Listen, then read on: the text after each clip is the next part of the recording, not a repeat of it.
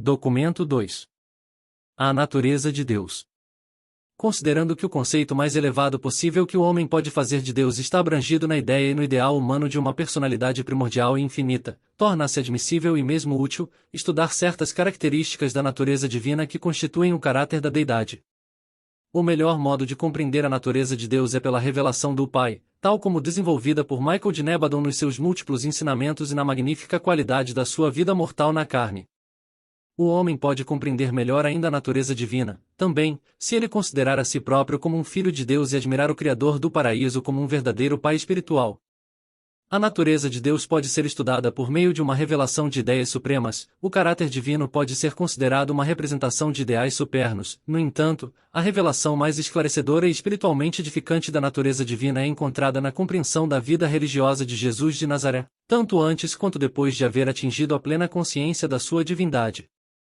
Se tomarmos a vida encarnada de Michael como a própria base da revelação de Deus ao homem, podemos tentar expressar por meio de símbolos verbais humanos certas ideias e ideais a respeito da natureza divina, os quais irão contribuir certamente para uma futura iluminação e unificação do conceito humano da natureza e do caráter da personalidade do Pai universal. Todos os nossos esforços para ampliar e espiritualizar o conceito que os humanos têm de Deus se deparam com o imenso obstáculo da capacidade limitada da mente mortal. No cumprimento do nosso desígnio, da mesma forma, as limitações de linguagem e a pobreza do material que pode ser utilizado, no propósito de ilustrar ou de comparar, também prejudicam seriamente os nossos esforços de retratar os valores divinos e apresentar os significados espirituais à mente finita e mortal do homem. Os nossos esforços para ampliar o conceito humano de Deus seriam quase todos improfícuos, não fosse o fato de a mente mortal ser residida pelo ajustador outorgado pelo Pai Universal e de estar impregnada pelo Espírito da Verdade, do Filho Criador. Dependendo, portanto, da presença desses espíritos divinos, dentro do coração do homem, para que o assistam na ampliação do conceito de Deus, eu empreendo, com alegria, a execução do meu mandado, que é tentar fazer uma descrição mais ampla da natureza de Deus para a mente do homem. 1. A infinitude de Deus. Ainda que no limiar do infinito, não podemos encontrá-lo. Os passos divinos não são conhecidos. A sua compreensão é infinita e a sua grandeza é insondável. A luz ofuscante da presença do Pai é tamanha, para as suas criaturas mais baixas, que ele aparentemente habita na escuridão espessa. Não apenas os seus pensamentos e planos são inescrutáveis, mas ele faz um sem número de coisas grandes e maravilhosas. Deus é grande, não o compreendemos, nem pode o número dos seus anos ser contado. Deus habitará de fato a terra? Observai, o céu, o universo, e o céu dos céus, o universo dos universos, não podem contê-lo. Quão insondáveis são os seus julgamentos e quão indecifráveis os seus caminhos. Não há senão um Deus, o Pai infinito, que também é o Criador fiel. O Criador divino é também o ordenador universal, é a fonte e o destino das almas. Ele é a alma suprema, a mente primordial e o espírito ilimitado de toda a criação. O grande controlador não comete erros. Ele é resplandecente em majestade e glória. O Deus Criador é totalmente desprovido de medo e de inimizade. Ele é imortal, eterno, autoexistente, divino e magnânimo. Quão puro e belo, quão profundo e insondável é o superno ancestral de todas as coisas. O infinito é ainda mais excelente, pois reparte a si próprio com os homens. Ele é o começo e o fim, o Pai de todo propósito bom e perfeito. Com Deus todas as coisas são possíveis, o Criador eterno é a causa das causas. Não obstante a infinitude das manifestações estupendas, da personalidade eterna e universal do Pai, ele é irrestritamente consciente tanto da sua eternidade quanto da sua infinitude, do mesmo modo, ele conhece totalmente a própria perfeição e poder. Ele é o único ser no universo, além dos seus coordenados divinos, a experimentar uma avaliação apropriada, perfeita e completa de si próprio. O Pai satisfaz, constante e infalivelmente, as diferentes necessidades de demanda de si próprio, à medida que essa necessidade vai se alterando, de tempos em tempos, nas várias partes do seu universo mestre. O grande Deus conhece e entende a si próprio, ele é infinitamente consciente de todos os seus atributos primordiais de perfeição. Deus não é um acidente cósmico, nem é um experimentador do universo. Os soberanos do universo podem empreender aventuras, os pais da constelação podem fazer experimentos, os líderes dos sistemas podem exercitar-se, mas o Pai Universal pode ver o fim, a partir do princípio, e o seu plano divino e propósito eterno, de fato, abrangem e compreendem todos os experimentos e todas as aventuras, de todos os seus subordinados, em cada mundo, sistema e constelação de todos os universos dos seus imensos domínios. Nada é novo para Deus e nenhum evento cósmico jamais surge como uma surpresa, ele habita o círculo da eternidade. Os seus dias não têm princípio nem fim. Para Deus não há passado, presente ou futuro, todo o tempo é presente, em qualquer instante. É Ele o grande e único Eu Sou. O Pai Universal é infinito, absolutamente sem quaisquer reservas, em todos os seus atributos, e esse fato, em si e por si mesmo, isola-o automaticamente, de toda comunicação pessoal direta com os seres materiais finitos e outras inteligências inferiores criadas.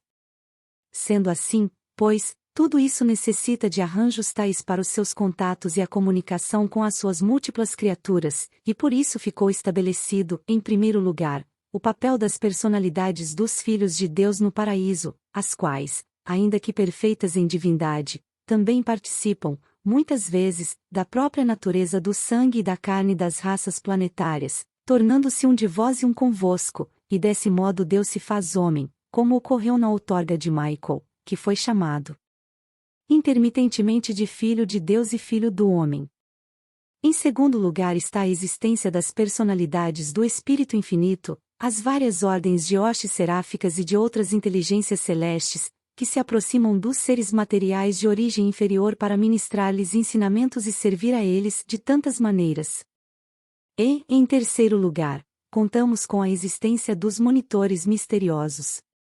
Impessoais, os ajustadores do pensamento, autênticas dádivas do grande Deus, Ele próprio, enviadas sem anunciação nem explicação, para residir em seres como os humanos de Urântia. Em profusão sem fim, eles descem das alturas da glória para conferir graças e residir nas mentes humildes daqueles mortais que apresentam capacidade de conhecer a Deus ou que têm potencialidade para realizar isso. 35.1, 2, 1.8 Dessas maneiras e de muitas outras, desconhecidas para vós e muito além da vossa compreensão finita, o Pai do Paraíso, voluntária e amorosamente condescende, de várias formas, modifica, dilui e atenua a sua infinitude, de modo a poder chegar mais perto das mentes finitas das suas criaturas, os seus filhos. E assim, por meio de uma série de distribuições de personalidade, em um grau cada vez menos absoluto, o Pai Infinito capacita-se para desfrutar de um contato estreito com as diversas inteligências dos muitos reinos do seu vasto universo. Tudo isso ele fez, faz agora e continuará a fazer para sempre, sem a mínima redução, de fato e de realidade, na sua infinitude, eternidade e primazia. E essas coisas são absolutamente verdadeiras, não obstante a dificuldade de compreendê-las, e apesar do mistério em que estão envolvidas e ainda, apesar da impossibilidade de serem inteiramente compreendidas pelas criaturas, como as que residem em Urântia. Posto que o primeiro Pai é infinito, nos seus planos, e eterno, nos seus propósitos torna-se inerentemente impossível para qualquer ser finito, alcançar ou compreender algum dia esses planos e propósitos divinos na sua plenitude.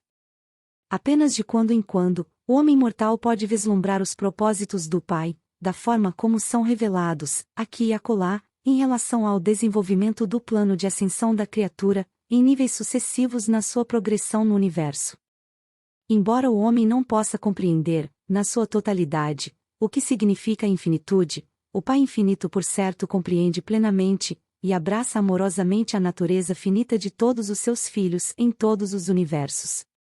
A divindade e a eternidade, o Pai as compartilha com um grande número de seres superiores do paraíso. Questionamos, todavia, se a infinitude e a consequente primazia universal seriam plenamente compartilhadas com qualquer deles além dos seus coligados coordenados dentro da Trindade do paraíso. A infinitude da personalidade deve, forçosamente, abranger toda a finitude da personalidade, e daí provém a verdade, a verdade literal, do ensinamento que afirma que nele vivemos e movemos-nos e temos o nosso ser. E o fragmento de pura deidade, do Pai universal, que reside no homem mortal, é uma parte da infinitude da primeira grande fonte e centro, o Pai dos Pais. 2. A perfeição eterna do Pai. Mesmo os vossos antigos profetas compreenderam a natureza circular eterna, sem princípio nem fim, do Pai universal. Verdadeira e eternamente, Deus está presente no seu universo dos universos. Ele habita o momento presente, com toda a sua majestade absoluta e eterna grandeza. O Pai tem vida em si próprio, e essa vida é a vida eterna. Através das idades eternas, tem sido o Pai que a todos dá a vida. Há perfeição infinita na integridade divina. Eu sou o Senhor, eu não mudo. O nosso conhecimento do universo dos universos desvela que ele não é apenas o Pai das luzes, mas também que na sua condução dos assuntos interplanetários não há variabilidade, sequer uma sombra de mudança. Do princípio, ele prediz o fim. Ele diz: o meu conselho perdurará e eu farei tudo o que me aprouver, de acordo com o propósito eterno que me propus no meu Filho. Assim são os planos e os propósitos da primeira fonte centro, como ela própria, em eterna, perfeita e, para sempre, imutável. Nos mandados do Pai a integridade final e a perfeição da plenitude. Tudo o que Deus faz, será para sempre, nada pode ser acrescentado e nada pode ser retirado. O Pai universal não se arrepende dos seus propósitos originais de sabedoria e de perfeição. Os seus planos são firmes, o seu parecer imutável, enquanto os seus atos são divinos e infalíveis. 1000 anos diante dos seus olhos são apenas como o passar do dia de ontem ou como a vigília de uma noite. A perfeição da divindade e a magnitude da eternidade estão, para sempre, além de uma apreensão completa da mente limitada do homem mortal.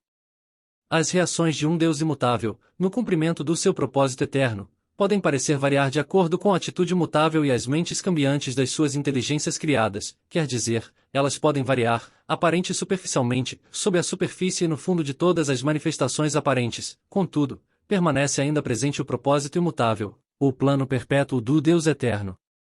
Nos universos afora, a perfeição deve necessariamente ser um termo relativo, mas, no universo central e, especialmente no paraíso, a perfeição não é diluída, em certos domínios até mesmo é absoluta. As manifestações da Trindade fazem variar a exibição da perfeição divina, mas não a atenuam. A perfeição primordial de Deus não consiste em uma retidão presumida, mas sim na perfeição inerente à bondade da sua natureza divina. Ele é final, completo e perfeito. Nada há que falte a beleza e a perfeição do seu caráter reto. E todo esquema de existências vivas, nos mundos do espaço, é centrado no propósito divino de elevação das criaturas de vontade, até o alto destino da experiência de compartilhar da perfeição do Pai no paraíso. Deus não é autocentrado nem autocontido, ele nunca cessa de conferir-se a todas as criaturas conscientes do vastíssimo universo dos universos. Deus é eterno e infinitamente perfeito, ele não pode conhecer a imperfeição como uma experiência sua, propriamente, no entanto, ele compartilha da consciência de toda a experiência de imperfeição, de todas as criaturas em luta, em todos os universos evolucionários, dos filhos criadores do paraíso. O toque pessoal e libertador do Deus da perfeição paira sobre os corações, e no seu circuito, abrange as naturezas de todas as criaturas mortais que ascenderam no universo até o nível do discernimento moral. Desse modo, tanto quanto por meio dos contatos da Divina Presença, o Pai Universal participa efetivamente da experiência com a imaturidade e com a imperfeição, na carreira evolutiva de todos os seres mortais no universo inteiro. As limitações humanas e o mal em potencial não fazem parte da natureza divina, mas a experiência mortal e todas as relações do homem com o mal, certamente, são uma parte da autorrealização sempre expansiva de Deus, nos filhos do tempo, criaturas de responsabilidade moral que têm sido criadas ou que evoluíram por intermédio de todos os filhos criadores que vêm do paraíso. 3. A justiça e a retidão. Deus é reto, portanto, é justo. O Senhor é reto em todos os seus caminhos. De tudo que fiz, nada foi sem uma causa, diz o Senhor. Os juízos do Senhor são totalmente verdadeiros e corretos. A justiça do Pai Universal não pode ser influenciada por atos nem realizações das suas criaturas, pois não há iniquidade no Senhor, nosso Deus, não há favorecimento de pessoas, nem aceitação de oferendas. Quão fútil é fazer apelos pueris a este Deus, para que modifique os seus decretos imutáveis, de modo a evitar as justas consequências da ação das suas leis naturais e mandados espirituais retos. Não vos enganeis, não se pode zombar de Deus, pois do que semeardes, daquilo também colhereis. Mas é verdade que mesmo na justiça que vem da colheita plantada pelo erro, a justiça divina ainda tem a misericórdia a temperá-la. A sabedoria infinita é o árbitro eterno que determina as proporções da justiça e da misericórdia, a serem dispensadas em qualquer circunstância. A maior punição, na realidade, uma consequência inevitável, para o erro e a rebelião deliberados contra o governo de Deus, é a perda da existência, como súdito individual do seu governo. O resultado do pecado pleno e deliberado é o aniquilamento. Em última análise, os indivíduos identificados com o pecado já destruíram a si próprios, ao tornarem-se inteiramente reais por meio da adoção da iniquidade. O desaparecimento factual de uma tal criatura, no entanto, é sempre retardado, até que a ordem comandada pela justiça corrente, naquele universo, haja sido inteiramente cumprida. A cessação da existência geralmente é decretada no juízo dispensacional, ou no juízo epocal do reino, ou dos reinos. Num mundo como o de Urântia, ela chega ao fim de uma dispensação planetária. A cessação da existência pode ser decretada, em tais épocas, pela ação coordenada de todos os tribunais da jurisdição, que vão desde o Conselho Planetário, passando pelas cortes dos filhos criadores, até os tribunais de julgamento dos anciães dos dias. O mandado de dissolução tem origem nas cortes mais altas do superuniverso, seguindo uma confirmação ininterrupta da sentença original, na esfera de residência do ser que adotou o mal, e então, quando a sentença de extinção houver sido confirmada do alto, a execução é feita por um ato direto dos juízes que residem e atuam nos centros do governo do superuniverso. Quando uma sentença como essa é finalmente confirmada, é como se instantaneamente o ser, identificado com o pecado, não tivesse existido. Não há ressurreição desse destino, ele é perdurável e eterno. Os fatores da identidade da energia vivente são resolvidos nas transformações no tempo e pela metamorfose no espaço, nos potenciais cósmicos, dos quais emergiram certa vez. Quanto à personalidade do ser iníquo, é ela despojada do seu veículo de continuidade vital, em vista do fracasso de tal criatura ao efetivar as escolhas e as decisões finais que lhe teriam assegurado a vida eterna. Quando o abraçar contínuo do pecado pela mente, culmina em completa identificação com a iniquidade, então, ao cessar da vida, pela dissolução cósmica, essa personalidade isolada é absorvida na supra-alma da criação, tornando-se uma parte da experiência de evolução do Ser Supremo. Nunca mais aparece como uma personalidade. A sua identidade é transformada, como se nunca tivesse existido. No caso de uma personalidade residida por um ajustador, os valores espirituais experimentados sobrevivem na realidade da continuidade do ajustador. Em qualquer contenda no universo, entre níveis factuais da realidade, a personalidade de nível mais elevado terminará por triunfar sobre a personalidade de nível inferior. Essa consequência inevitável de uma controvérsia no universo é inerente ao fato de que a divindade da qualidade é igual ao grau de realidade, ou de factualidade, de qualquer criatura de vontade própria. O mal não diluído, o erro completo, o pecado voluntário e a iniquidade não mitigada são, inerente e automaticamente suicidas. Tais atitudes de irrealidade cósmica podem sobreviver no universo apenas em razão da tolerância misericordiosa transitória que depende e aguarda a ação determinante nos mecanismos da justiça e da equanimidade da parte dos tribunais que buscam encontrar o juízo da retidão no universo. O papel dos filhos criadores nos universos locais é o da criação e da espiritualização. Esses filhos devotam-se à execução efetiva do plano do paraíso, de ascensão mortal progressiva, de reabilitação dos rebeldes e dos pensadores em erro, mas, quando todos os seus esforços, repletos de amor, forem finalmente e para sempre rejeitados, o decreto final de dissolução é executado pelas forças que agem sob a jurisdição dos anciães dos dias. 4. A misericórdia divina.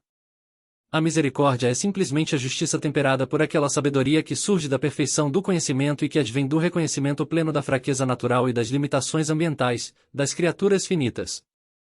O nosso Deus é cheio de compaixão, de graça, de paciência e abundante em misericórdia. Portanto, todo aquele que invocar o Senhor será salvo, pois ele perdoará abundantemente. A misericórdia do Senhor vai de eternidade a eternidade, sim, a sua misericórdia perdura para sempre. Eu sou o Senhor que faz prevalecer a benevolência amorosa, o juízo e a retidão na terra, pois com essas coisas me deleito.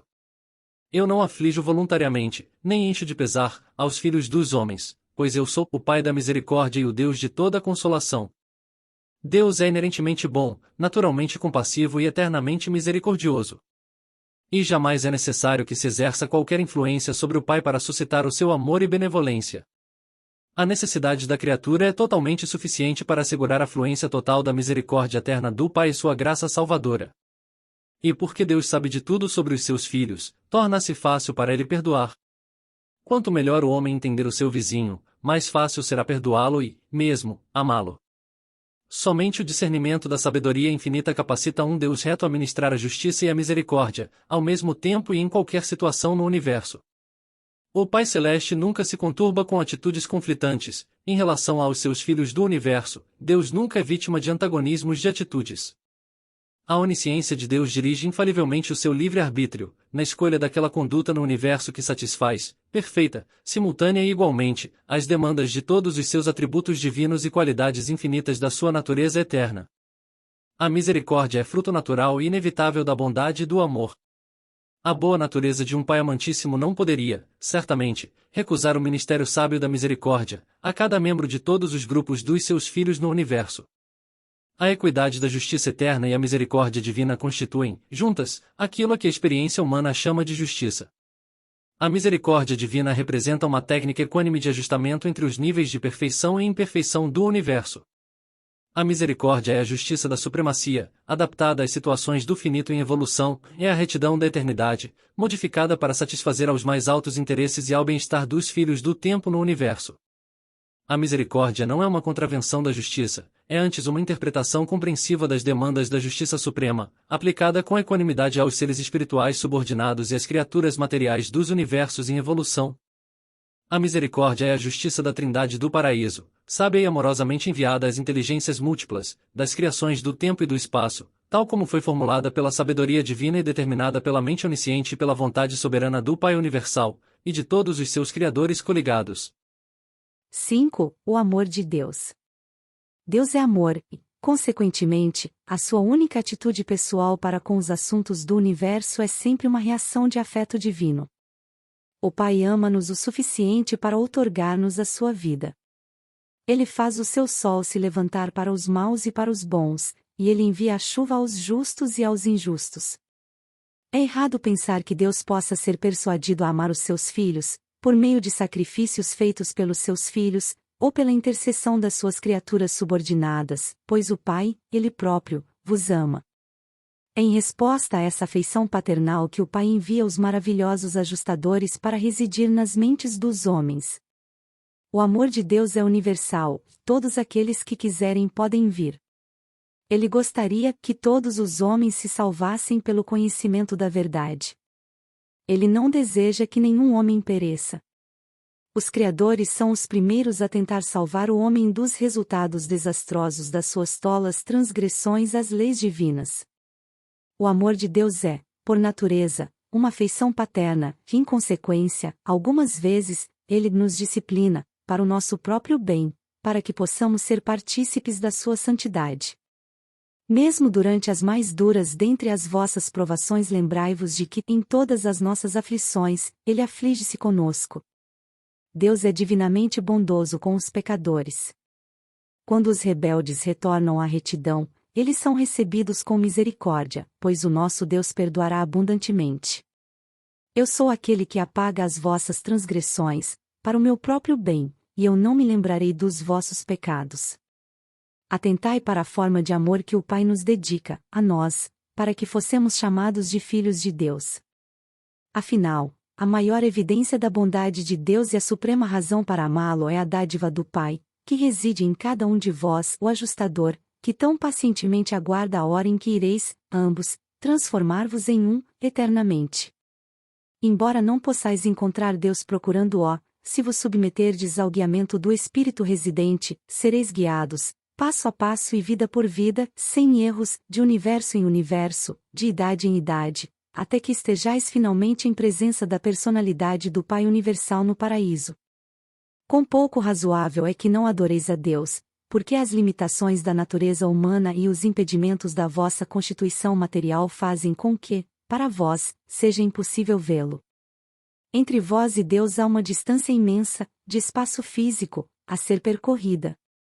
Da mesma forma, existe um grande abismo de diferenças espirituais a ser atravessado, mas, apesar de tudo o que vos separa, física e espiritualmente, da presença pessoal de Deus no paraíso, parai e ponderai sobre o fato solene de que Deus vive dentro de vós, e de que, a seu modo, Ele já venceu a separação. Ele enviou a si próprio, o seu Espírito, para viver dentro de vós e para lutar arduamente, do vosso lado, na busca dos objetivos da vossa carreira eterna. Eu acho fácil e agradável adorar alguém que é tão grande e, ao mesmo tempo, tão afeiçoadamente devotado ao ministério sagrado da elevação das suas criaturas humildes. Naturalmente eu amo a quem é tão poderoso, para com a criação e o seu controle, e que, além do mais, é tão perfeito na bondade e tão fiel e gentil no seu amor, que constantemente nos abriga na sua sombra. Eu penso que amar a Deus da mesma forma, não fosse Ele nem tão grande nem poderoso, desde que fosse tão bom e misericordioso. Todos nós amamos ao Pai, mais por causa da sua natureza do que pelo reconhecimento dos seus atributos assombrosos. Quando eu observo os filhos criadores e os seus administradores subordinados lutando tão valentemente com as múltiplas dificuldades do tempo, inerentes à evolução dos universos do espaço, descubro que tenho uma grande e profunda afeição por esses dirigentes menores dos universos. Afinal, penso que todos nós, incluindo os mortais dos reinos, amamos o Pai Universal e todos os outros seres, divinos ou humanos, porque discernimos que essas personalidades nos amam verdadeiramente. A experiência de amar, em muito, é uma resposta direta à experiência de ser amado. Por saber que Deus me ama, eu deveria continuar a amá-lo supremamente, ainda que ele fosse despojado de todos os seus atributos de supremacia, ultimidade e absolutez. O amor do Pai acompanha-nos, agora e em todo o círculo interminável das idades eternas.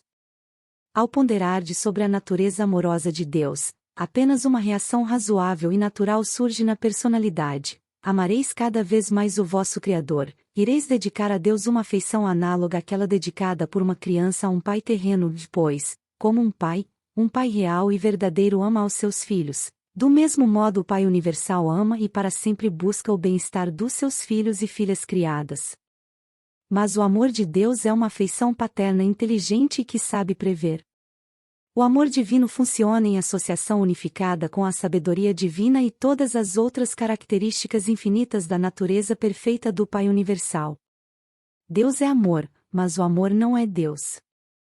A maior manifestação do amor divino pelos seres mortais é constatada por meio da dádiva dos ajustadores do pensamento, mas a vossa maior revelação do amor do Pai vem da vida de doação do seu filho Michael, que viveu auto-outorgado na Terra a vida espiritual ideal. É o ajustador residente que individualiza o amor de Deus em cada alma humana. Algumas vezes, chego quase a ficar atormentado ao ser compelido a descrever a afeição divina do Pai Celeste pelos seus filhos do universo, empregando um símbolo verbal humano, amor. Esse termo, ainda que tenha a conotação do mais alto conceito humano das relações mortais de respeito e devoção, com tamanha frequência, é designativo de relações humanas tão totalmente ignóbeis, que não são merecedoras de serem conhecidas por qualquer palavra que seja também usada para indicar a afeição, sem par, do Deus vivo, pelas criaturas do seu universo. É uma infelicidade eu não poder fazer uso de algum termo superno e exclusivo que transmita à mente do homem a verdadeira natureza, e a delicada beleza do significado da afeição divina, do Pai do Paraíso. Quando o homem perde de vista o amor de um Deus pessoal, o reino de Deus passa a ser meramente o reino do bem. Não obstante a unidade infinita da natureza divina, o amor é a característica dominante de todas as relações pessoais de Deus com as suas criaturas. 6. A bondade de Deus. No universo físico podemos ver a beleza divina, no mundo intelectual é-nos possível discernir a verdade eterna, mas a bondade de Deus é encontrada somente no mundo espiritual da experiência religiosa pessoal. Na sua verdadeira essência, a religião é a fé feita de confiança na bondade de Deus. Para a filosofia, Deus poderia ser grande e absoluto e, de algum modo, até inteligente e pessoal, mas, para a religião, é necessário também que Deus seja moral, ele deve ser bom. O homem poderia temer a um Deus grande, mas ama e confia apenas em um Deus de bondade. Essa bondade é parte da personalidade de Deus, e a sua plena revelação surge apenas na experiência religiosa pessoal dos filhos que creem em Deus. A religião requer que o supramundo da natureza do espírito seja conhecedor das necessidades fundamentais do mundo humano e que seja sensível a elas. A religião evolucionária pode tornar-se ética, mas apenas a religião revelada é moral e espiritual de um modo verdadeiro. O conceito antigo de que Deus é uma deidade dominada por uma moralidade majestática foi elevado por Jesus até aquele nível afetuoso e tocante da moralidade familiar íntima, própria da relação pai-filho. E, na experiência mortal, não há nenhuma relação mais terna e bela. A riqueza da bondade de Deus leva o homem que errou ao arrependimento. Toda a boa dádiva e toda a dádiva perfeita vem do Pai das luzes. Deus é bom, Ele é o refúgio eterno das almas dos homens. O Senhor Deus é misericordioso e pleno de graças. Ele é paciente e abundante, em bondade e em verdade. Provai e vede como o Senhor é bom. Abençoado seja o homem que confia nele. O Senhor é cheio de graça e de compaixão. Ele é o Deus da salvação. Ele alivia o coração dos infelizes e cura as feridas da alma. Ele é o benfeitor todo-poderoso do homem. O conceito de um Deus Rei Juiz, ainda que haja colaborado para desenvolver um padrão elevado de moralidade e criado um povo respeitador das leis enquanto grupo, deixava o indivíduo crente em uma posição triste, de insegurança com relação ao próprio status no tempo e na eternidade. Os profetas hebreus, mais recentes, proclamaram Deus como um pai para Israel. Jesus revelou o Deus como o pai de cada ser humano. Todo o conceito que os mortais fazem de Deus foi transcendentalmente iluminado pela vida de Jesus. O altruísmo é inerente ao amor paternal. Deus ama, não à maneira de um pai, mas como o Pai. Ele é o Pai, no paraíso, de todas as personalidades do universo. A retidão indica que Deus é a fonte da lei moral do universo. A verdade exibe Deus como um revelador, como um mestre. Mas o amor dá afeto e anseia por afeto, procura comunhão compreensiva, tal como existe entre pai e filho. A retidão pode ser própria do pensamento divino, mas o amor é a atitude de um pai. A suposição errônea de que a retidão de Deus fosse reconciliável com o amor altruísta do Pai Celeste, pressupôs a ausência de unidade na natureza de Deus e levou diretamente à elaboração da doutrina da expiação, que é uma violentação filosófica tanto da unidade, quanto do livre-arbítrio de Deus.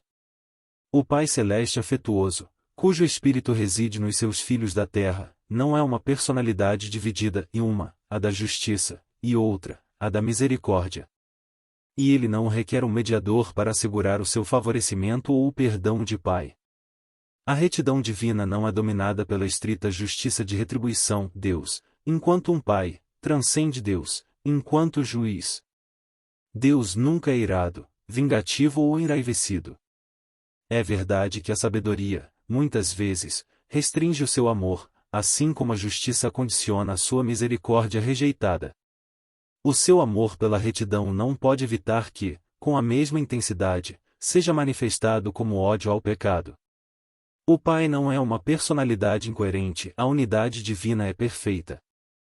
Na Trindade do Paraíso há uma unidade absoluta, a despeito das identidades eternas dos coordenados de Deus. Deus ama o pecador e odeia o pecado, tal afirmação é verdadeira filosoficamente, contudo, Deus é uma personalidade transcendental, e as pessoas apenas amam e odeiam as outras pessoas. O pecado não é uma pessoa.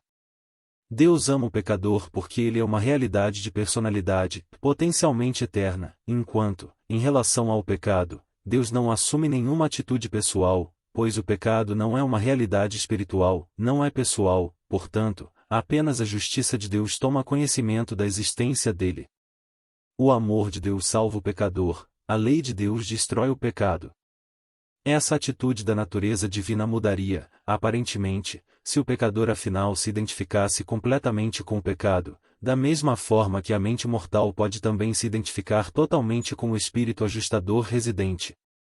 Um mortal, assim identificado com o pecado, tornar-se-ia então inteiramente não espiritual, na sua natureza, e, portanto, pessoalmente real, e por fim experimentaria a extinção do seu ser. A irrealidade, e mesmo a incompletude da natureza da criatura, não pode existir para sempre, em um universo progressivamente mais real e crescentemente mais espiritual. Perante o mundo da personalidade, Deus é descoberto como uma pessoa de amor; perante o mundo espiritual, Ele é o amor pessoal; na experiência religiosa, Ele é ambos. O amor identifica o arbítrio volitivo de Deus. A bondade de Deus permanece no cerne do livre-arbítrio divino, e a tendência universal para amar manifesta a misericórdia, demonstra paciência e ministra o perdão. 7. A verdade e a beleza divinas. Todo conhecimento finito e todo entendimento da criatura são relativos. A informação e os ensinamentos, ainda que colhidos de fontes elevadas, são apenas relativamente completos, precisos apenas em relação ao local e verdadeiros para a pessoa. Os fatos físicos são suficientemente uniformes, mas a verdade é um fator vivo e flexível na filosofia do universo. As personalidades em evolução são apenas parcialmente sábias e relativamente verazes nas suas comunicações. Podem estar certas apenas dentro dos limites da sua experiência pessoal.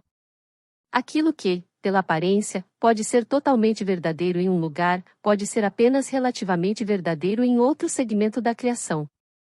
A verdade divina, a verdade final, é uniforme e universal, mas a história das coisas espirituais, contada por inúmeros indivíduos, procedentes de várias esferas, pode, algumas vezes, variar quanto aos detalhes, devido a essa relatividade na totalização do conhecimento e na abrangência da experiência pessoal, bem como na duração e no alcance dessa experiência.